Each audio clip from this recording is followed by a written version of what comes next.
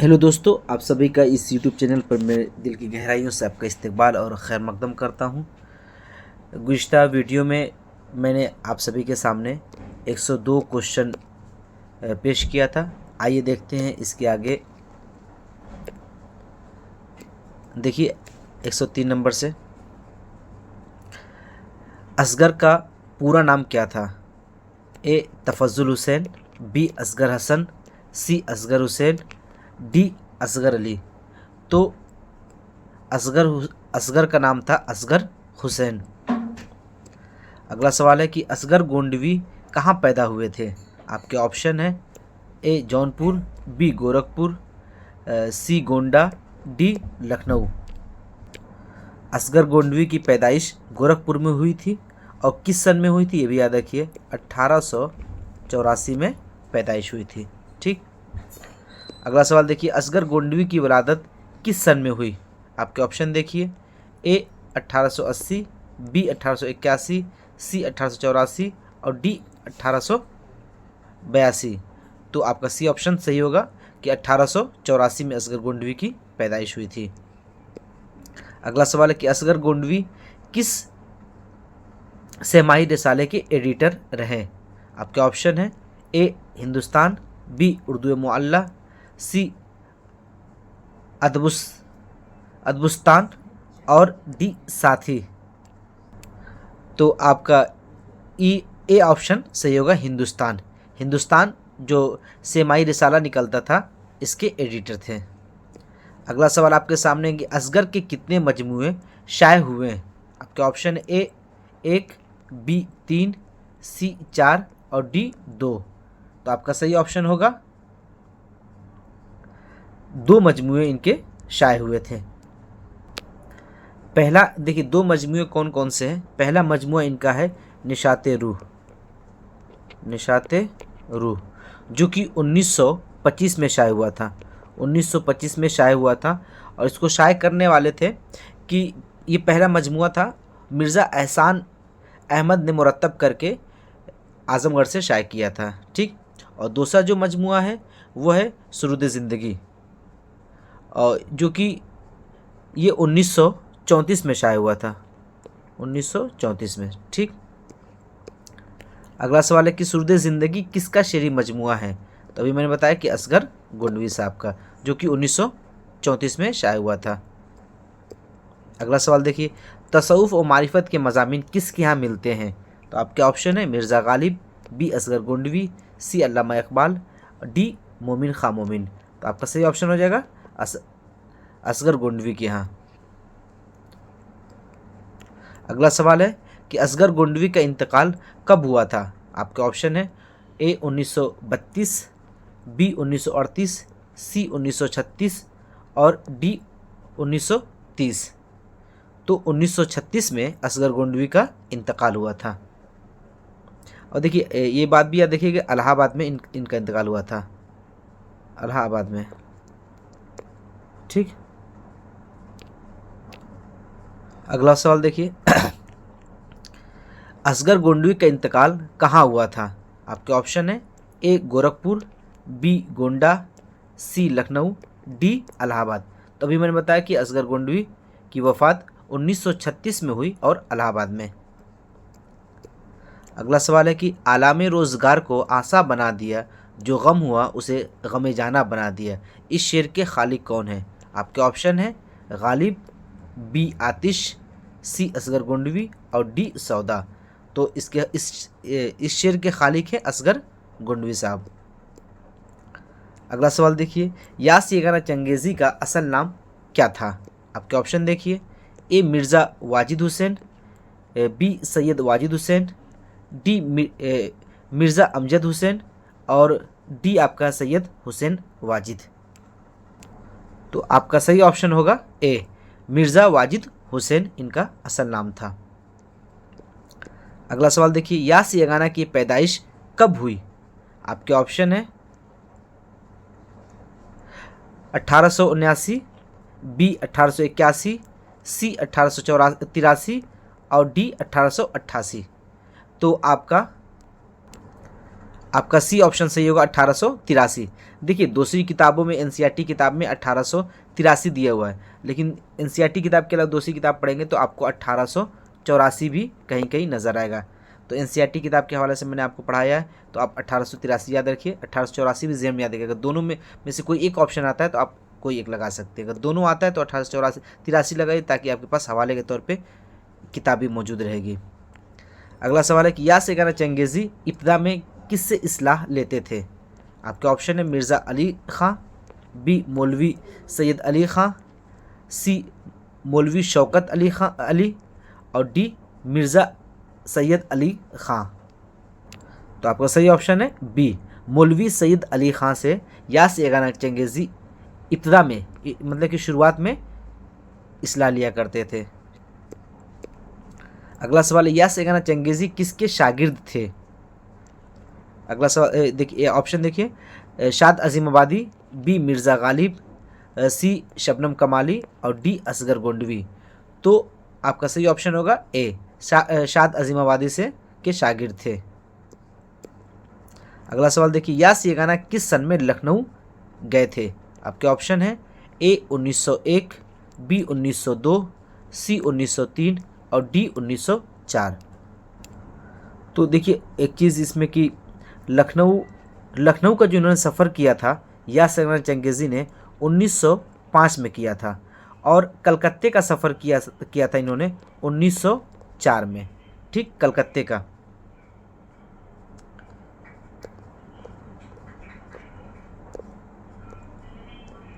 सफ़र 1904 में किया था।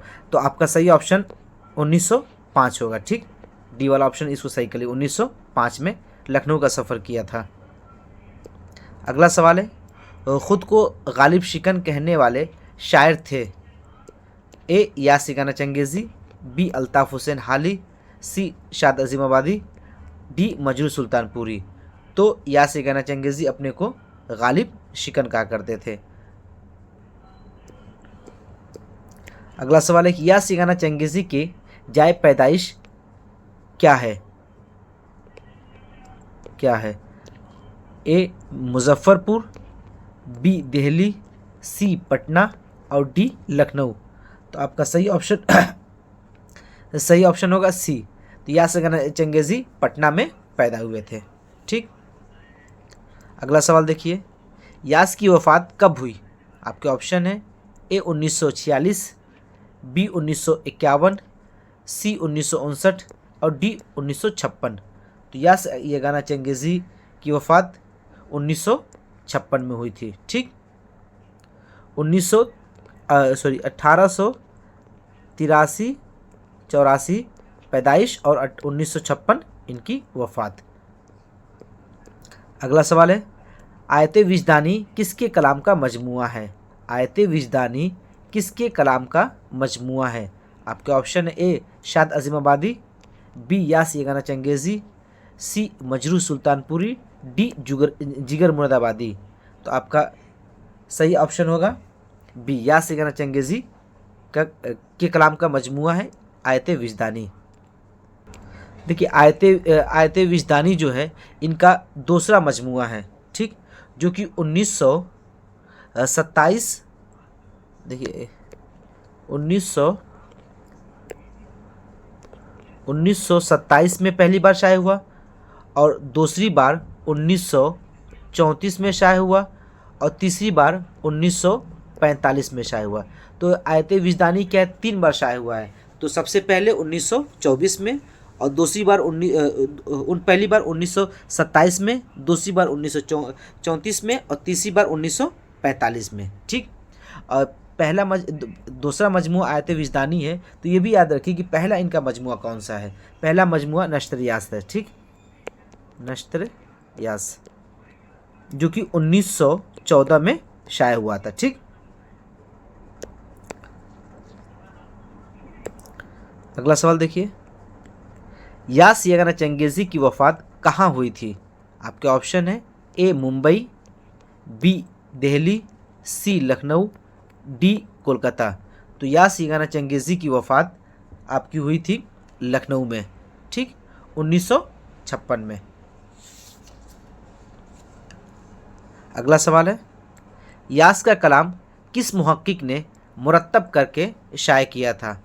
आपके ऑप्शन है काजी अब्दुल वदूद, बी ख्वाजा अहमद फ़ारूक़ी, सी खलीक अंजुम, डी मुशफ़िक ख्वाजा। तो आपका सही ऑप्शन होगा डी, मुशफ़िक ख्वाजा ने क्या है इनके कलाम को मुरत्तब किया था। अगला सवाल है, बुलंद हो तो खुले तुझ पे राज पस्ती का, बुलंद हो तो खुले तुझ पे राज पस्ती का, बड़े बड़े के कदम डगमगाए हैं क्या क्या, इस शेर के खालिक कौन है? आपके ऑप्शन देखिए, ए मिर्ज़ा गालिब, बी अल्लामा इकबाल, सी यास यगाना चंगेज़ी और डी फिराक गोरखपुरी। तो आपका सही ऑप्शन होगा कि यास यगाना चंगेज़ी का ये शेर है। अगला सवाल देखिए, मजरू सुल्तानपुरी का असल नाम क्या था? देखिए, ए असरारुल हसन, बी सैयद असरार हसन, डी असरारुल हक खान, सी असरारुल हक खान और डी असरार हसन खान।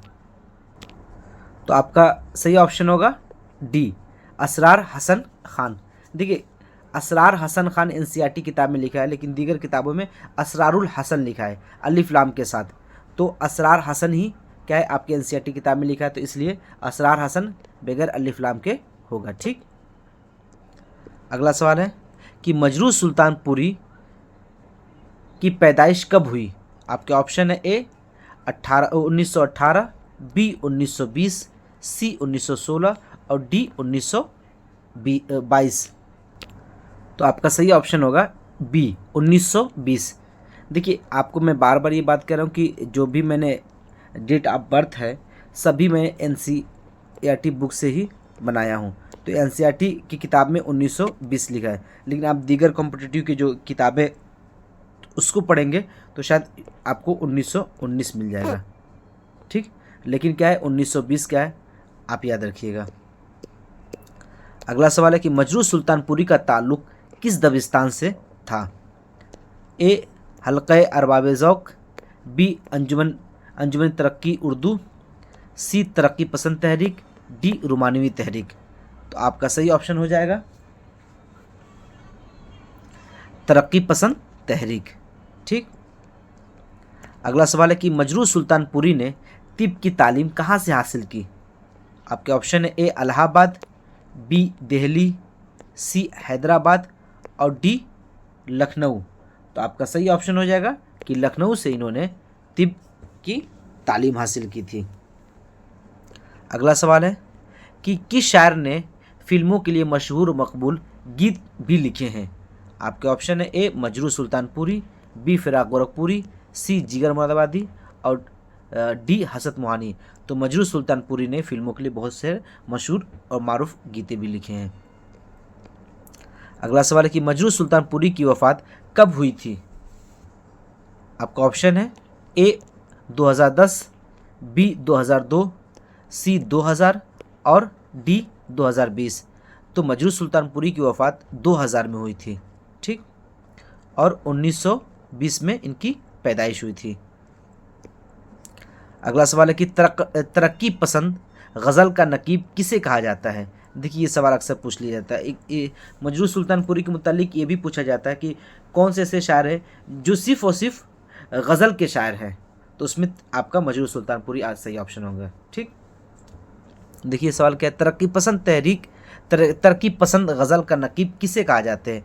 आपके ऑप्शन है, ए शाद अजीमाबादी, बी मजरू सुल्तानपुरी, सी फिराक गोरखपुरी और डी जिगर मुरादाबादी। तो आपका बी ऑप्शन सही होगा, मजरू सुल्तानपुरी। अगला सवाल है कि गज़ल किसके कलाम का मजमुआ है? आपके ऑप्शन है, ए असगर गोंडवी, बी फ़ानी बदायूनी, सी अल्लामा इकबाल, डी मजरू सुल्तानपुरी।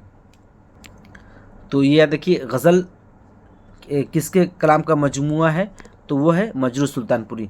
देखिए, जो गज़ल कलाम का मजमुआ ये किस सन में शाये हुआ था? 1953 में शाये हुआ था। ठीक। तो मजरू सुल्तानपुरी के दो मजमुए हैं, एक तो गज़ल हो गया और दूसरा है मशाले जाँ। ठीक, याद रखिएगा। अगला सवाल है कि मशाले जहाँ किसका शेरी मजमुआ है? तो मैंने बताया कि मजरूह सुल्तानपुरी का शेरी मजमुआ है। अगला सवाल है कि मजरूह सुल्तानपुरी को कौन सा किस एवार्ड से नवाजा गया था? किस एवार्ड से नवाजा गया था? आपके ऑप्शन देखिए, ए इकबाल सम्मान, बी दादा साहब फाल्के अवार्ड और सी सरस्वती अवार्ड। तो मजरूह सुल्तानपुरी को इकबाल सम्मान से भी नवाजा गया था और दादा साहब फाल्के अवार्ड से भी नवाजा गया था। तो आपका डी ऑप्शन सही हो जाएगा, ए और बी दोनों। अगला सवाल देखिए, ये सवाल देखिए 135। हम हैं मताए कूचो बाज़ार की तरह, हम हैं मताए कूचो बाज़ार की तरह, उठती है हर निगाह डैश डैश की तरह। तो जो खाली जगह इसको पूरा करना है मुनासिब लफ्ज़ से। तो ए गुनहगार की तरह, बी ख़रीदार की तरह, सी दिलदार की तरह, डी निगहयार की तरह। उठती है हर निगाह ख़रीदार की तरह। तो आपका बी ऑप्शन सही हो जाएगा, ख़रीदार की तरह। ठीक, 135 का बी। अगला सवाल देखिए कि मजरूह सुल्तानपुरी की जाए वफ़ात क्या है? ए मुंबई, बी दिल्ली, सी हैदराबाद, डी लखनऊ। तो मजरूह सुल्तानपुरी की वफ़ात जहाँ हुई थी वह है मुंबई। ठीक, और 2000 में इनकी वफ़ात हुई थी, याद रखिएगा। अगला सवाल है कि शायर मशरिक़ किस शायर को कहा जाता है? शायर मशरिक़ किस शायर को कहा जाता है? तो आपका ऑप्शन हो जाएगा, अल्लामा इकबाल को शायर मशरिक़ कहा जाता है। अगला सवाल है कि फ़ानी बदायूनी को यासियात के इमाम किसने कहा है? फ़ानी बदायूनी को यासियात का इमाम किसने कहा है? तो आपका सही ऑप्शन होगा रशीद अहमद सिद्दीकी ने। अगला सवाल है, खाकानी हिंद का खिताब ज़ौक़ को किसने दिया था? खाकानी हिंद का खिताब ज़ौक़ को किसने दिया था? तो आपका सही ऑप्शन हो जाएगा सी अकबर शाह सानी ने। अगला सवाल है कि ज़ौक़ के वालिद का नाम था, ज़ौक़ के वालिद का क्या नाम था? तो आपका ऑप्शन होगा शेख मोहम्मद रमज़ान। ज़ौक़ के वालिद का नाम था शेख मोहम्मद रमज़ान, ए सही हो जाएगा। अगला सवाल देखिए कि हसद के बारे में किसने कहा था तुम आदमी हो या जिन? देखिए ये स्टेटमेंट है कि हसद के बारे में ये किसने कहा था कि तुम आदमी हो या जिन? देखिए ऑप्शन, ए सर सैयद अहमद ख़ान, बी शिबली नुमानी, सी हाली, डी गालिब। तो अल्लामा शिबली ने कहा था हसद के बारे में कि तुम आदमी हो या जिन। अगला सवाल है कि अल्लामा इकबाल का मजमुआ अरमगान हिजाज कब शाये हुआ था? आपके ऑप्शन है 1924, बी 1938, सी 1936 और डी 1934। तो आपका सही ऑप्शन है 1938 में शाये हुआ था। अरमगान हिजाज के बारे में मैंने बताया कि ये आधा उर्दू और आधा फारसी दोनों में है। अगला सवाल है कि कौन सा शायर आज़ादी के बाद पार्लियामेंट के रुकन भी रहे? कौन से शायर हैं जो आज़ादी के बाद पार्लियामेंट के रुकन भी रहे? आपके ऑप्शन है ए हसरत, बी शिबली नुमानी, सी मजरूह और डी फिराक गोरखपुरी। तो आपका सही ऑप्शन है हसरत मोहानी। अगला सवाल है कि सौदा की मौत पर किसने कहा था हमारा पहलवान सुखन मर गया? देखिए सवाल के कि सौदा की मौत पर किसने कहा था कि हमारा पहलवान सुखन मर गया? तो आपके ऑप्शन है ए मीर तकी मीर, बी खान आरजू, सी ज़ौक़ और डी शाह हातिम। तो आपका सही ऑप्शन हो जाएगा डी शाह हातिम ने कहा था। अगला सवाल है कि जिगर मुरादाबादी को साहित्य एकेडमी अवार्ड कब दिया गया था? जिगर मुरादाबादी को साहित्य एकेडमी अवार्ड कब दिया गया था, किस सन में दिया गया था? तो आपके ऑप्शन है ए 1950, बी 1952, सी 1958 और डी 1954।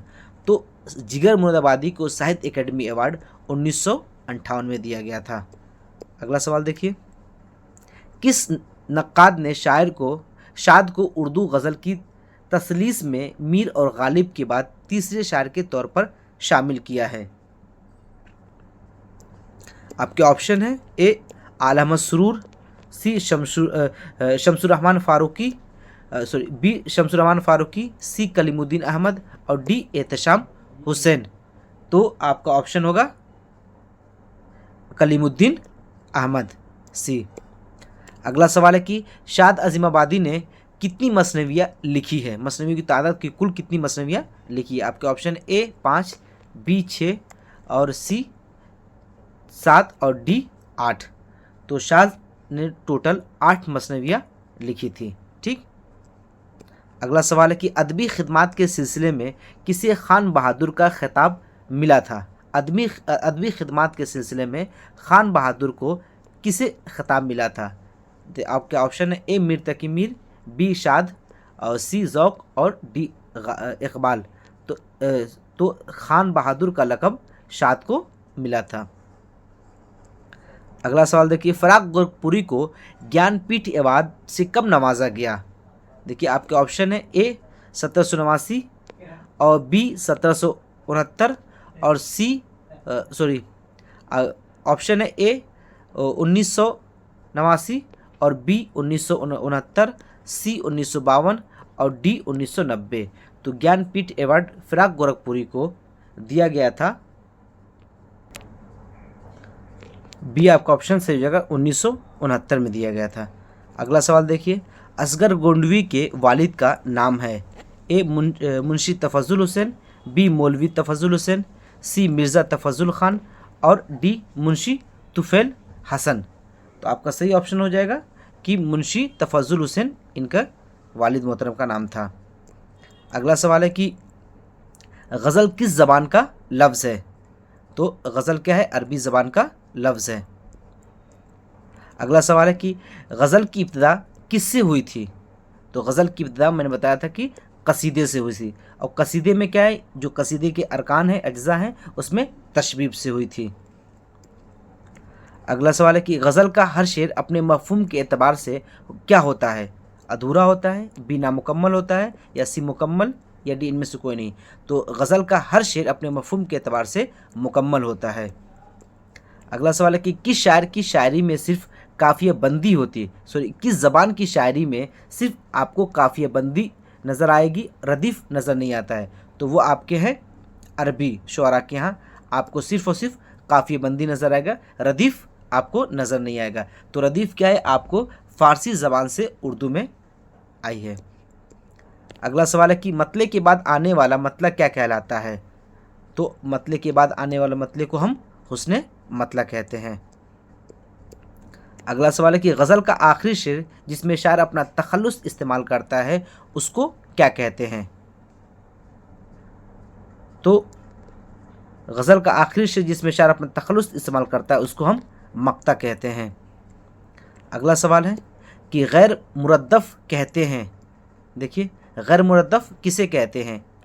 ए ऐसा शेर जिसमें रदीफ़ की पाबंदी की गई हो। अगला ऑप्शन देखिए, ऐसा शेर जिसमें सिर्फ रदीफ़ की जिसमें सिर्फ काफ़ी की पाबंदी की गई हो। सी ऐसा शेर जिसमें काफ़ी के साथ रदीफ़ की भी पाबंदी की गई हो। और डी है बहर रदीफ़ और काफ़ी की पाबंदी की गई हो। तो आपका ऑप्शन हो जाएगा बी ऑप्शन, कि ऐसा शेर गैर मुद्दफ़ किसे कहते हैं, कि ऐसा शेर जिसमें सिर्फ और सिर्फ आपको काफ़ी की पाबंदी की गई हो, रदीफ़ की पाबंदी नहीं की गई हो। अगला सवाल है कि वली दक्नी की पैदाइश किस सन में हुई थी। आपके ऑप्शन है ए 1667, बी 1668, सी 1665 और डी 1670। तो वली दक्नी की पैदाइश हुई थी 1667 में। देखिए दीगर जो कॉम्पिटिटिव पेपर है आपको 1668 भी आपको नज़र आएगा, ठीक, लेकिन एनसीईआरटी किताब में 1667 दिया है। एक बात और याद रखिए कि वली दक्नी की वफ़ात के बारे में अक्सर लोग कहते हैं कि 1720 या 25 में इनकी वफ़ात हुई है, लेकिन एनसीईआरटी बुक में इनकी वफ़ात क्या है 1707 लिखा है। तो अब इनके नाम, इनकी जाए पैदाइश और इनके सन्ने पैदाइश और वफ़ात सब में इख्तलाफ है, इसलिए कभी तो सवालात ऐसे आए नहीं है कि पैदाइश भी पूछा हो, लेकिन जहन में होना बहुत ज़रूरी है कि एनसीईआरटी बुक में आपको 1707 क्या है इनकी वफ़ात दी है, ठीक। अगला सवाल देखिए, वली दक्नी किसके मुरीद हुए। आपके ऑप्शन है शाह सादुल्ला गुलशन, बी शाह वजीहुद्दीन, सी शाह नूरुद्दीन सहरवर्दी और डी ए और सी दोनों। तो आपका डी ऑप्शन सही हो जाएगा कि वली दक्कनी किसके मुरीद थे? शाह सादुल्ला गुलशन के भी और शाह नूरुद्दीन सहरवर्दी के भी। अगला सवाल है कि जिंदगी है या कोई तूफान है, हम तो इस जीने के हाथों मर चले, ये शेर किसका है? आपके ऑप्शन है वली, बी दर्द, सी आतिश और डी मोमिन। तो ये शेर है आपका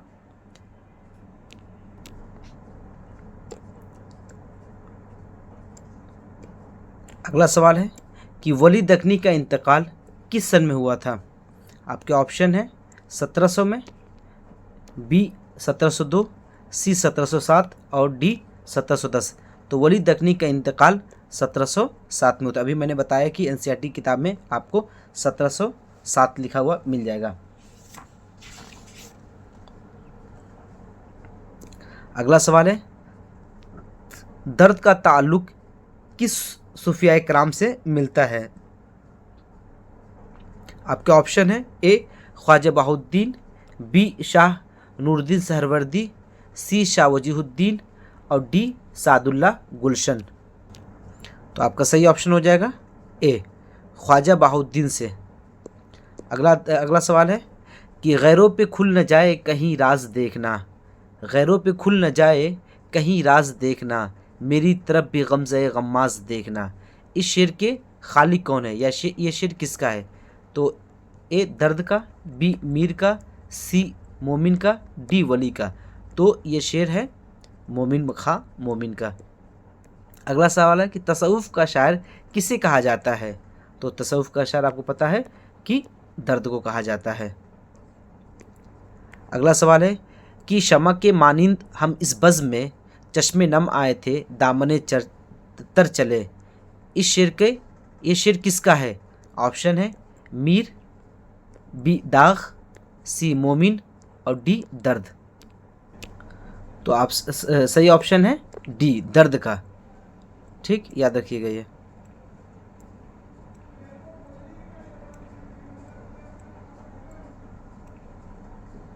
अच्छा, ये सवाल था ज़िंदगी है या कोई तूफ़ान है, हम तो इस जीने के हाथ मर चले। तो ये शेर दर्द का है। ठीक,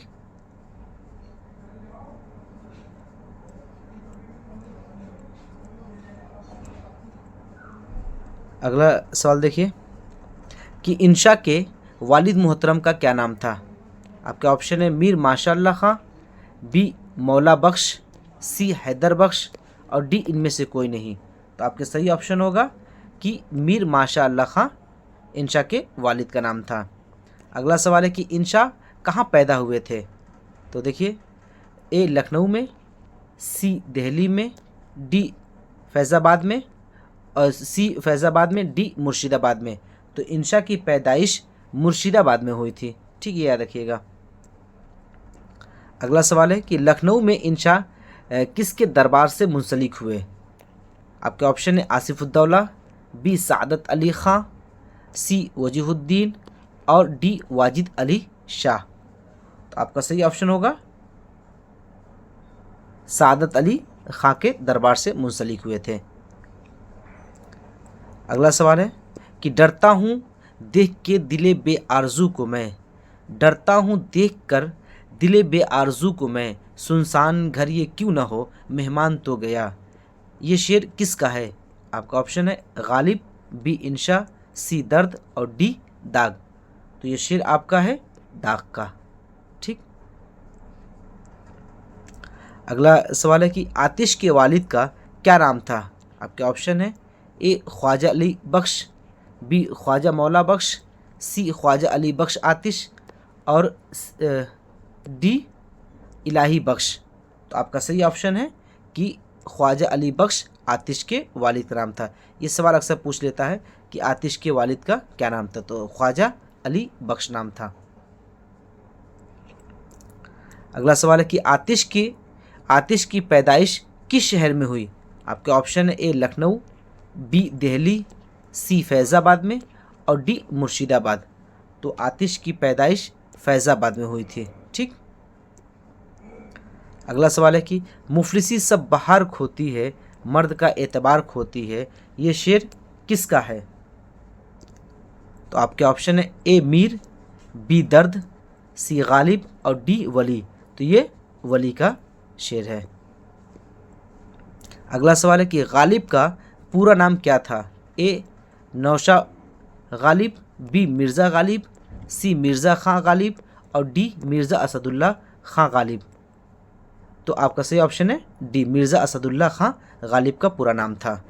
अगला सवाल है कि गालिब के चचा का नाम क्या नाम था? आपके option A Mirza Baig, B Nasrullah Baig, C Nasar Baig और डी मौला बख्श। तो सही ऑप्शन होगा आपका कि गालिब के चचा का नाम नसरुल्ला बेग था। अगला सवाल है कि जी में क्या क्या है अपने ए हमदम, जी में क्या क्या है अपने ए हमदम पर सुखन ताबलब नहीं आता, इस शेर के खालिक कौन है? आपके ऑप्शन देखिए, ए वली, बी गालिब, सी मीर और डी इंशा। तो आपका सही ऑप्शन हो जाएगा मीर। अगला सवाल है कि मोमिन की पैदाइश किस सन में हुई? आपके ऑप्शन है ए 1802, बी 1801, सी 1803 और डी 1800 में। तो आपका सही ऑप्शन है कि मोमिन की पैदाइश 1800 में हुई थी। अगला सवाल है कि मोमिन का इंतकाल किस सन में हुआ था? आपके ऑप्शन है 1850, बी 1852, सी 1854 और डी 1856।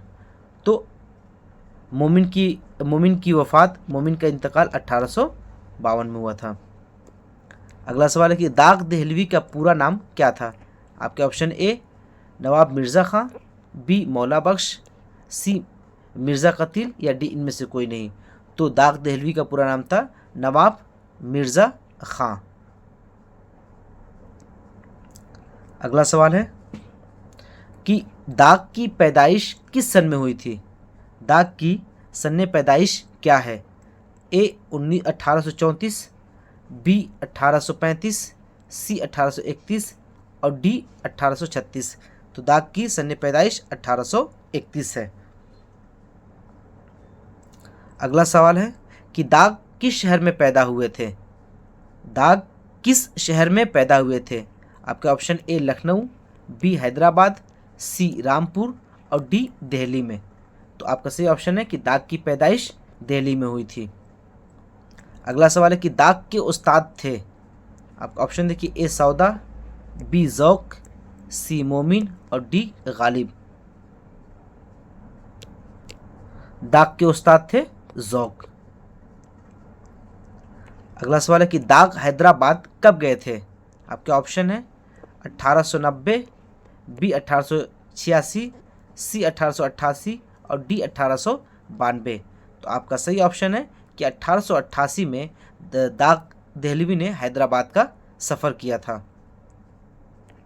अगला सवाल है कि हैदराबाद में दाग के कौन शागिर्द हुए? हैदराबाद में दाग के कौन शागिर्द हुए? आपके ऑप्शन ए मीर महबूब अली, बी सिकंदर अली, सी मिर्ज़ा ग़ुलाम और डी इनमें से कोई नहीं। तो आपका सही ऑप्शन होगा मीर महबूब अली आसिफ। ठीक, मीर महबूब अली आसिफ उनका नाम था। अगला सवाल है गुलज़ारे दाग, महताबे दाग, फरियादे दाग किस नौइयत का मजमुआ है? ए खुतूत का मजमुआ, बी अफसानों का मजमुआ, सी मज़ामीन का मजमुआ और डी शायरी का मजमुआ। तो आपका सही ऑप्शन हो जाएगा डी की शायरी का मजमुआ है। अगला सवाल है कि दाग की वफ़ात किस सन में हुई थी? दाग की वफ़ात किस सन में हुई थी? ऑप्शन है 1905, बी 1900, सी 1903 और डी 1999। तो दाग की वफ़ात 1905 में हुई थी। अगला सवाल है कि अल्ताफ़ हुसैन हाली की पैदाइश कहाँ हुई थी? आपके ऑप्शन है ए दिल्ली में, बी फैज़ाबाद में, सी लखनऊ में और डी पानीपत में। तो अल्ताफ़ हुसैन हाली की पैदाइश पानीपत में हुई थी। अगला सवाल है कि हाली की पैदाइश हाल ही की सन्नी पैदाइश क्या है? आपके ऑप्शन है 1830, बी 1834, सी 1826 और डी 1847। तो आपका सही जवाब होगा कि 1837 में हाल ही की पैदाइश हुई थी। अगला सवाल है कि हाल ही के वालिद का इंतकाल हुआ तो हाल ही कितने साल के थे? ए 8 साल, बी 9 साल, सी 7 साल और डी 10 साल। तो हाल ही के वालिद का इंतकाल हुआ तो हाल ही की उम्र 9 साल की थी। अगला सवाल है कि हाल ही को दिल्ली क्यों आना पड़ा? ए तहसील इल्म के लिए, बी माशी तलाश के लिए, सी तजारत करने के लिए या इनमें से कोई नहीं। तो आपका सही ऑप्शन होगा ए तहसील इल्म के खातिर हाल ही दिल्ली आए थे। अगला सवाल कि 1863 में हाल ही की किससे मुलाकात हुई थी? 1863 में हाल ही की किससे मुलाकात हुई थी? ऑप्शन है ए गालिब, बी मुस्तफ़ा खां शेफ्ता से, सी दाग से और डी मोमिन से। तो हाल ही की मुलाकात 1863 में मुस्तफ़ा खान शेफ्ता से हुई थी। अगला सवाल है कि लाहौर का सफ़र हाल ही ने किस सन में किया था? आपके ऑप्शन है 1870, बी 1868 और सी 1888 और डी 1872। तो आपका सही ऑप्शन होगा कि 1872 में हाल ही ने लाहौर का सफ़र तय किया था। अगला आपका है कि अंजुमन पंजाब की बुनियाद किसने डाली? अंजुमन पंजाब की बुनियाद किसने डाली? तो आपके ऑप्शन है ए कर्नल हॉर्ट्राइड ने, बी आज़ाद ने, सी हाली ने या डी इनमें से कोई नहीं। तो आपका ए ऑप्शन सही होगा, कर्नल हॉर्ट्राइड ने अंजुमन पंजाब की बुनियाद डाली थी। अगला सवाल है कि जदीद उर्दू नज़्म को तरक्की देने में हाल ही के साथ कौन पेश थे? क्या है जदीद उर्दू नज़्म को तरक्की देने में हाल ही के साथ कौन पेश थे? आपके ऑप्शन है हुसैन आज़ाद, बी अल्लामा इकबाल, सी नून मीम राशिद और डी नज़ीर। तो हुसैन आज़ाद क्या है हाल ही के साथ थे जदीद उर्दू तरक्की को आगे बढ़ाने में। अगला सवाल है कि यादगार गालिब किस सन में तसनीफ़ की गई थी? आपके ऑप्शन है 1899, बी 1894, सी 1890 और डी 1892। तो इसको ऑप्शन इसको सही के लिए 1897 में क्या यादगार गालिब लिखी गई थी। अगला सवाल देखिए कि लुगत में गज़ल के क्या माने हैं?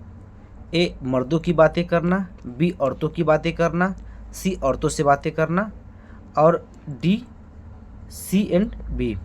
तो आपका सही ऑप्शन हो जाएगा बी और सी दोनों। तो ऑप्शन डी आपका सही हो जाएगा। अगला सवाल है कि तगज़ुल किसे कहते हैं? आपके ऑप्शन है ए माशूकाओं का सरापा खींचना, बी माशूकाओं के हुस्न जमाल की तारीफ़ करना, सी मोहब्बत में अपने जज्बात का इजहार करना, डी इनमें से सभी। तो ये सभी मंदरजा बाला क्या है, सभी ऑप्शन सही हैं। अगला सवाल है कि गज़ल में रदीफ़ किस ज़बान की देन है? तो मैंने अभी बताया था ऊपर कि रदीफ़ क्या है, अरबी से नहीं बल्कि फ़ारसी ज़बान से उर्दू में आई थी। अगला सवाल है कि एक ही बहर रदीफ़ और काफ़िए में शायर जब कई गज़लें कहता है तो उसको हम क्या कहते हैं?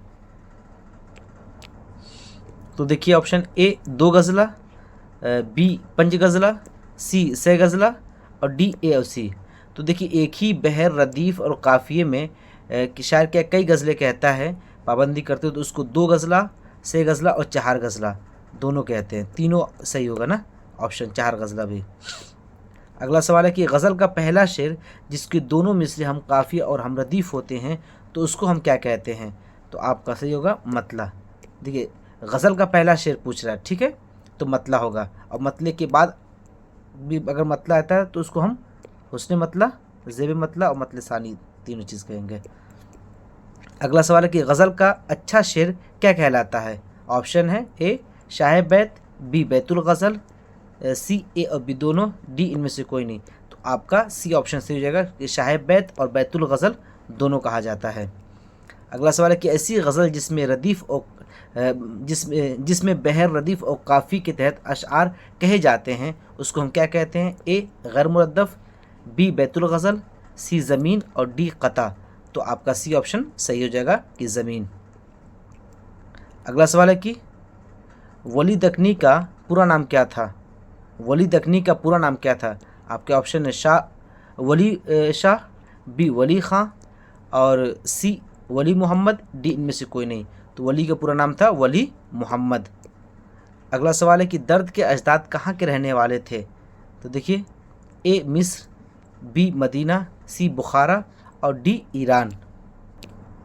तो दर्द के अजदाद बुखारा के रहने वाले थे, सी ऑप्शन सही हो जाएगा। अगला सवाल है कि जेल में कौन से शुअरा हैं जिन्होंने दिल्ली को तर्क नहीं किया? क्योंकि जेल में कौन शुअरा जिन्होंने क्या है, दिल्ली को तर्क नहीं किया था? तो आपके देखिए, मीर तकी मीर, बी सौदा, सी दर्द और डी दाग। तो देखिए, दर्द के बारे में देखेंगे, दर्द क्या है कि दिल्ली में ही पैदा हुए और दिल्ली में ही इनका इंतकाल हुआ। मीर तकी मीर भी लखनऊ चले गए थे, सौदा भी लखनऊ चले गए थे और दाग हैदराबाद चले गए थे। अगला सवाल देखिए, दर्द की सन्ने पैदाइश क्या है?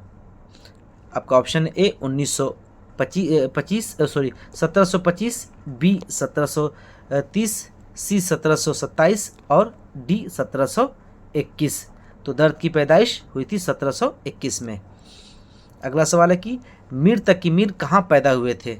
आपके ऑप्शन ए दिल्ली में, बी लखनऊ में, सी आगरा में, डी रामपुर में।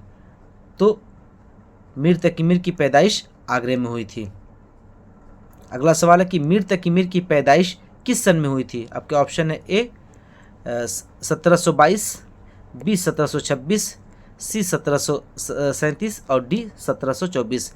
तो मीर तकी मीर की पैदाइश 1722 में हुई थी। और देखिए, दर्द की पैदाइश कब हुई थी? 1721 में।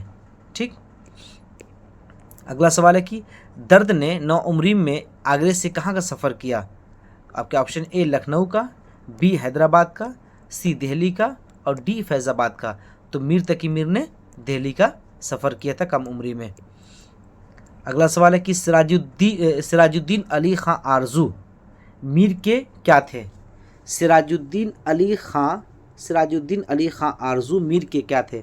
ऑप्शन ए मामू, बी चचा और सी खालू या डी सौतेले मामू। तो आपका सही ऑप्शन हो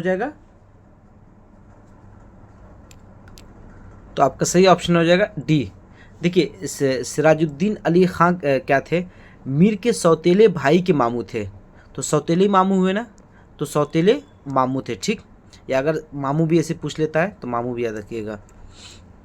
अगला सवाल है कि दिल्ली में मीर की मुलाकात किससे हुई? आपके ऑप्शन है सैयद सादत अली, बी शाह गुलशन, सी बहाउद्दीन और डी वजीहुद्दीन। तो आपका सही ऑप्शन होगा कि सैयद सादत अली से मीर की मुलाकात दिल्ली में हुई थी। अगला सवाल है कि मीर तकी मीर लखनऊ का सफ़र किस सन में तय किया? तो आपके ऑप्शन है 1780, 1782, सी 1778 और डी 1776। तो 1782 में मीर तकी मीर ने लखनऊ का सफ़र तय किया था। अगला सवाल है कि मीर ने जब लखनऊ का सफ़र तय किया तो लखनऊ के नवाब कौन थे? आपके ऑप्शन है सिराजुद्दीन, बी बहाउद्दीन, सी आसिफुद्दौला और डी इनमें से कोई नहीं। ये देखिए, एक पे ऑप्शन क्या है? सिराजुद्दौला, बी बहाउद्दौला और सी आसिफुद्दौला। तो आपका सही ऑप्शन होगा कि जब लखनऊ का सफ़र किया तो लखनऊ के नवाब आसिफुद्दौला थे। ठीक। अगला सवाल है कि खुदाए सुखन किसे कहा जाता है? तो आप सभी को पता है कि मीर तकी मीर को कहा जाता है। अगला सवाल है कि ज़िक्र मीर किस ज़बान में लिखी गई एक आपबीती है? ए अरबी में, बी उर्दू में, सी फारसी में और डी दक्कनी ज़बान में। तो आपको पता होना चाहिए कि ज़िक्र मीर क्या है? फारसी ज़बान में लिखी गई आपबीती है। अगला सवाल है कि शोले इश्क और बहारे इश्क किसकी तसनीफ़ है? शोले इश्क और बहारे इश्क किसकी तसनीफ़ है? ए मोमिन की, सी दर्द की, बी दर्द की, सी दाग की और डी मीर की। तो आपका सही ऑप्शन होगा मीर तकी मीर की लिखी हुई ये तसनीफ़ें क्या है? मीर तकी मीर की हैं। अगला सवाल है कि उर्दू का पहला तस्करा निगार किसको तस्लीम किया जाता है? तो मीर तकी मीर को तस्लीम किया जाता है। अगला सवाल कि निकातुश शुअरा किसकी तसनीफ़ है? आपके ऑप्शन है इंशा की, बी मीर की, सी मोमिन की, डी दाग की। तो निकातुश शुअरा मीर तकी मीर की तसनीफ़ है। अगला सवाल आफाक की मंजिल से गया कौन सलामत? आफाक की मंजिल से गया कौन सलामत, असबाब लूटा राह में यहाँ हर सफरी का। इस शेर के खालिक कौन है? तो मीर तकी मीर है। बहुत मशहूर शेर है ये। अगला सवाल देखिए, जिस मिसरे में रदीफ काफ़ी का हिस्सा बन जाए। देखिए बहुत गौर से सुनिएगा कि जिस मिसरे में रदीफ क्या है? काफ़िए का हिस्सा बन जाए, उसको हम क्या कहते हैं? ऑप्शन देखिए, ए काफ़िए बंद, बी काफ़िए मामूला, सी गैर मुरद्दफ़ या डी इनमें से कोई नहीं। तो काफ़िए मामूला कहेंगे। काफ़िया मामूला क्या है? कि रदीफ क्या है? कि काफ़ी का हिस्सा बन जाए, तो क्या है? काफ़िए मामूला कहेंगे उसको। अगला सवाल है कि जमा करते हो क्यों रकीबों को, एक तमाशा हुआ गिला ना हुआ। ये शेर किसका है? तो आपका ऑप्शन है ए मीर तकी मीर, सी गालिब, बी गालिब, सी दर्द और डी वली। तो आपका सही ऑप्शन है कि मिर्ज़ा गालिब का है।